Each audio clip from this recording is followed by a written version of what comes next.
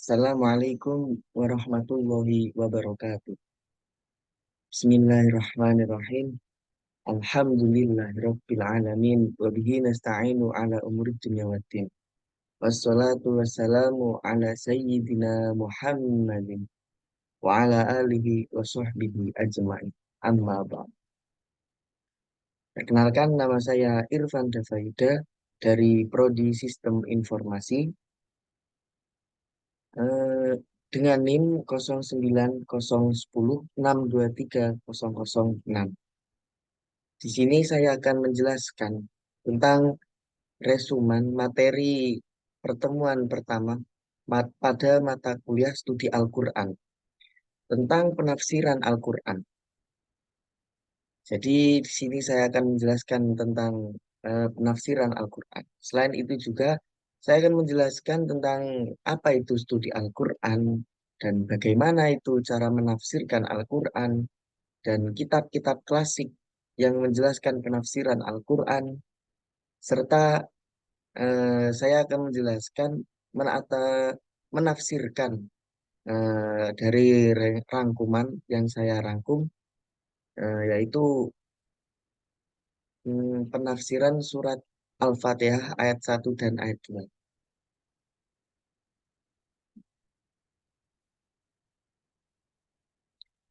Studi Al-Quran, yaitu bagaimana kita mempelajari Al-Quran, harus dengan cara apa saja, dan pengantar untuk mempelajari Al-Quran itu sendiri apa saja.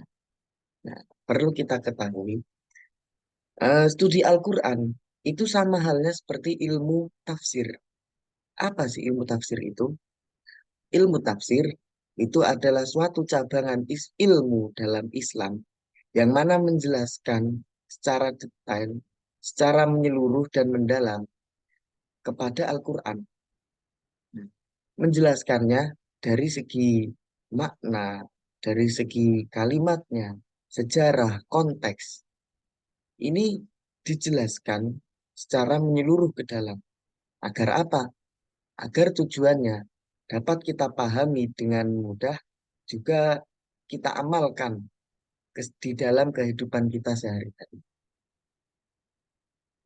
Nah, studi Al-Quran, pada dasarnya orang yang mempelajari studi Al-Quran harus mampu untuk memahami kata per kata dari ayat-ayat Al-Quran atau tafsiran, serta memahami perangkat-perangkat lain seperti ilmu nahwu, sorof, balaghah, dan lain. Nah, apa hubungannya ilmu nahwu, sorof, balaghah, dan kepada ilmu tafsir atau tafsiran? Jadi seperti ini. Nahwu dan sorof itu adalah ilmu untuk mempelajari bahasa Arab. Nah, terlebih lagi untuk mempelajari sebuah kalimat-kalimat yang berupa bahasa Arab klasik. Nah, terutama di Al-Quran dan hadis. Ini menggunakan bahasa Arab, yang mana bahasa Arab ini termasuk bahasa Arab klasik. Nah, maka dari itu, nahwu itu sebagai, ada yang mengatakan itu sebagai bapaknya ilmu. Kenapa bisa dikatakan sebagai bapaknya ilmu? Nah, karena eh, zaman dahulu para ulama itu mengarang kitab atau membuat sebuah kitab atau membuat sebuah eh, buku kajian. Ya, biasanya kalau anak pesantren itu kitab kuning namanya. Ulama membuat kitab-kitab seperti itu menggunakan bahasa Arab. Yang mana bahasa Arabnya tidak menggunakan harokat.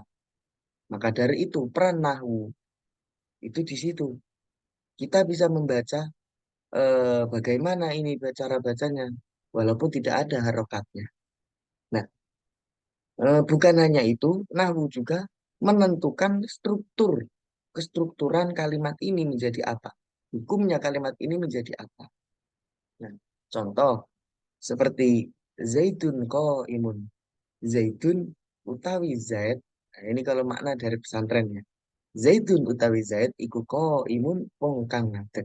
Nah, zaitun itu menjadi mubtada dan imun itu menjadi khobarnya zaitun. Maka dari itu mubtada dibaca rofa, tanda rofaknya adalah dhammah. Nah, huruf akhirnya itu diharokati dhammah. Dan yang khobar juga dibaca rofa. rofa tandanya yaitu juga dhammah. Nah, maka dari itu nahwu itu pergantian harokat yang ada di akhir kalimat. Sedangkan sorof ini kestrukturan kalimat dari segi perubahan-perubahan kalimatnya sesuai dengan fungsinya.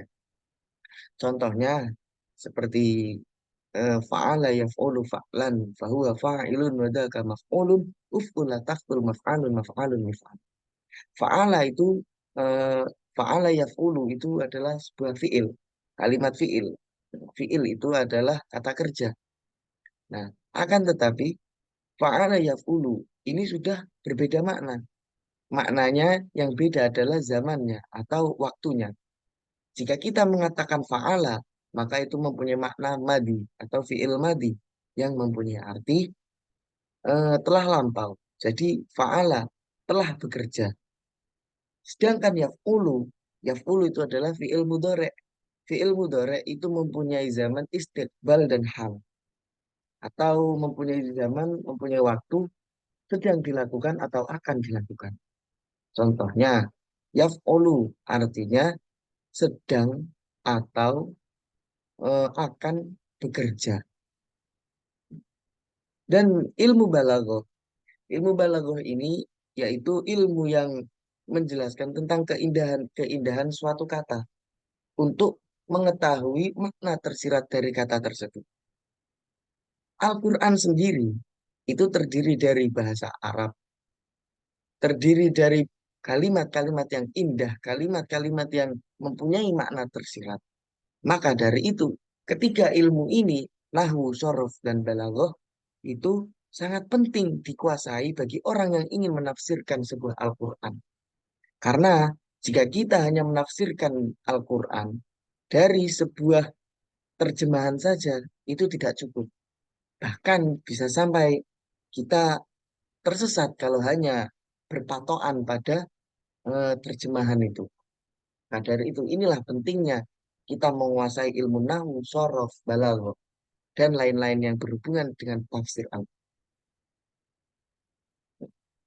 Di sini ada kitab-kitab tafsir karangan ulama-ulama terdahulu yang terkenal.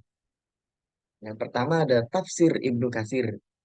Karangannya Imaduddin Abdul Fida Ismail bin Amr bin Katsir.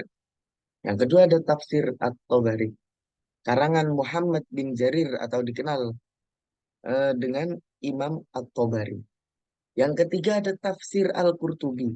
Karangan Abu Abdillah Muhammad bin Ahmad Al-Qurtubi.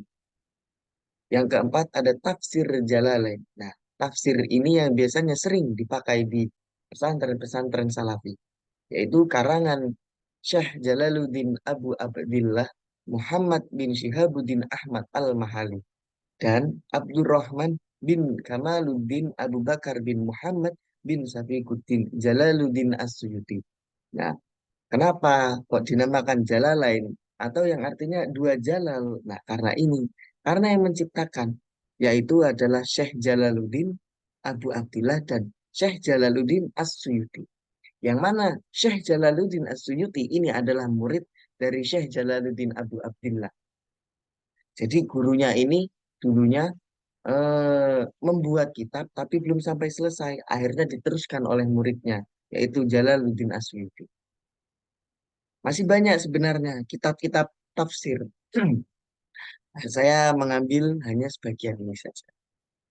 Akan tetapi, karena kita sekarang sudah hidup di zaman yang modern, hidup di zaman digital, tidak ada salahnya kalau kita memanfaatkan dengan sebaik-baiknya digital tersebut.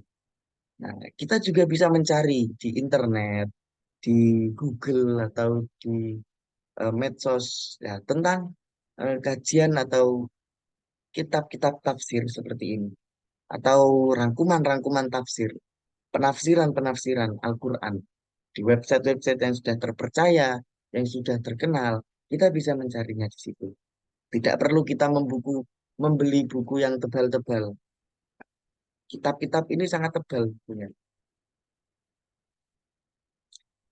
Nah, yang terakhir ini ada tafsiran surat Al-Fatihah ayat 1 dan 2. Ayat satu yang berbunyi Bismillahirrahmanirrahim.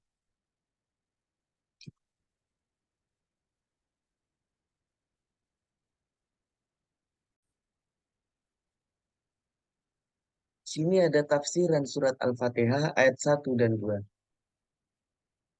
Ayat satu yang berbunyi Bismillahirrahmanirrahim, yang mempunyai arti dengan nama Allah yang Maha Pengasih lagi Maha Penyayang. Di sini saya menafsirkan yang mengambil dari kitab tafsir Ibnu Katsir. Nah, di sini dijelaskan dalam tafsirnya Ibnu Katsir menafsirkan ayat ini dengan memperjelas makna penting dari Bismillah dengan menyebut nama Allah dan juga menyebutkan sifat-sifat Allah yang Maha Pemurah dan Maha Penyayang. Kalau di pesantren biasanya dimaknai seperti ini. Bismillahi, kelawan nyebut asmane Gusti Allah, sifate ar-Rahmani, kang welas asih ing dalem dunya lan akhirat, sifate maneh ar-Rahimi, kang welas asih ing dalem akhirat bloko. Bismillahirrahmanirrahim. Nah, pada lafaz Bismillahirrahmanirrahim ini banyak sekali perdebatan. Akan tetapi ada satu hal yang disepakati oleh semua ulama. Bahwasanya Bismillahirrahmanirrahim ini disepakati oleh para ulama, yaitu merupakan ayat dari surat An-Nahl. Nah, yang menjadi perselisihan itu adalah Bismillahirrahmanirrahim ini apakah ayat dari semua atau dari setiap surat-surat di Al-Quran. Nah, ada pendapat ulama yang mengatakan seperti itu, dan ada juga pendapat ulama yang mengatakan tidak. Justru Bismillahirrahmanirrahim itu adalah permulaan surat di Al-Quran. Itu menurut pendapat ulama yang lain. Dan lebih banyak atau lebih unggul pendapat yang itu. Nah, dan Bismillahirrahmanirrahim ini juga terdapat perselisihan di dalam ibadah, tepatnya pada sholat. Sholat ketika sholat pada saat rukun, rukun membaca surat Al-Fatihah. Nah, Imam Syafi'i, Madhab Syafi'i itu mewajibkan kita atau mewajibkan para pengikutnya Madhab Syafi'i untuk membaca keras, jahar. Ketika membaca surat Al-Fatihah, Bismillahnya ini dibaca jahar. Contoh, Bismillahirrahmanirrahim. Alhamdulillahirabbil alamin. Nah, itu contohnya madhab Imam Syafi'i.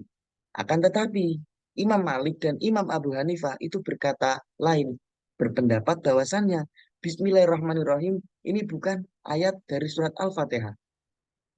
Makanya kalau pas lagi ibadah, lagi sholat, Al-Fatihahnya pengikut madhab Imam Malik dan Imam Abu Hanifah itu dibaca siri atau pelan, lembut, tidak keras. Contoh, Bismillahirrahmanirrahim. Alhamdulillahirabbil alamin. Langsung alhamdulillahnya yang keras. Kalau kita mau lihat di YouTube itu pasti ada ketika eh, di Mekah atau di Madinah yang mengikuti madhab Maliki itu ketika sholat saat membaca surat Al-Fatihah, Bismillahnya itu tidak dibaca keras atau tidak dijahar, tapi didiring, dibaca lembut. Eh, dan ada hadis yang diriwayatkan oleh Imam Abu Daud, tepatnya juga di dalam kitab Sunan Abi Daud, bahwasanya Rasulullah itu ketika melakukan sesuatu atau ingin melakukan sesuatu, pasti diawali dengan Bismillah. Lanjut pada ayat yang kedua. Yang bunyinya Alhamdulillahi Rabbil Alamin. Segala puji bagi Allah, Tuhan seluruh alam. Kalau makna pesantrennya, Alhamdulillah, tawi sekabehane puji. Iku lillahi kagungane Gusti Allah, sifate Rabbil Alamina, kang mengerani alam kabeh. Alhamdu ini menjadi mubtada, lillahi menjadi khobarnya alhamdu. Khobar yang berupa khobar ghairu mufrad. Itu nanti jelaskan sendiri. Nah, dalam tafsir Ibnu Katsir, ayat ini dijelaskan sebagai ungkapan pujian dan pengakuan terhadap kebesaran Allah sebagai Tuhan yang menciptakan dan menguasai seluruh alam semesta. Pentingnya ilmu tafsir seperti ini, bahwasannya Alhamdulillah kita tahu bahwasannya Al-Quran itu adalah kalamullah. Tapi Alhamdulillah ini pujian, pujiannya ini untuk siapa? Nah, ditafsiri jadi alhamdulillah segala puji ini itu hanya ditujukan kepada Allah semata, bukan kepada ciptaannya, bukan kepada malaikat, bukan kepada siapapun, melainkan hanya kepada Allah semata. Dan Rasul juga pernah bersabda bahwasannya kata yang paling atau kalimat yang paling Allah sukai antara lain yaitu alhamdulillah atau memuji kepada Allah. Dan alhamdulillah ini juga termasuk kata yang paling Allah sukai ketika kita menikmati syukur yang Allah berikan. Nah, para ulama Arab juga mensepakati bahwasannya kata alhamdulillah dan asyukru itu sama maknanya.